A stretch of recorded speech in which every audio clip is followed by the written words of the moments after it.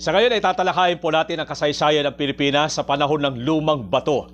Batay kay F. Landa Jocano, isang Pilipinong antropologo ng Universidad ng Pilipinas, bagamat maraming pangkat ng tao ang dumating sa Pilipinas noong unang panahon, hindi pa rin matiyak na dumating nga sila sa ganoong panahon at pagkakasunod-sunod.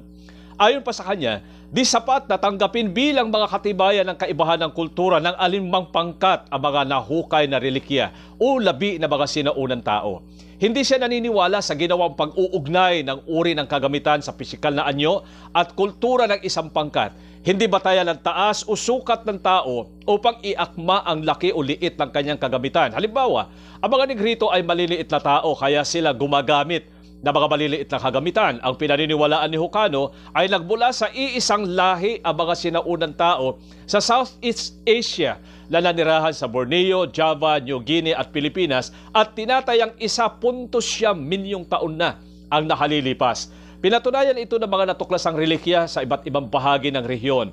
Ayon sa pagsusuri, nakalikha ang lahing ito ng isang batayang kultura na binubuo ng magkakatulad na kaugalian, paniniwala, kagamitan at mga ritual. Ito ay bunga ng kanilang pakikisalamuha sa isa't isa at pagkakatulad ng kanilang kapaligiran. Hanggang sa muli, maraming salamat po.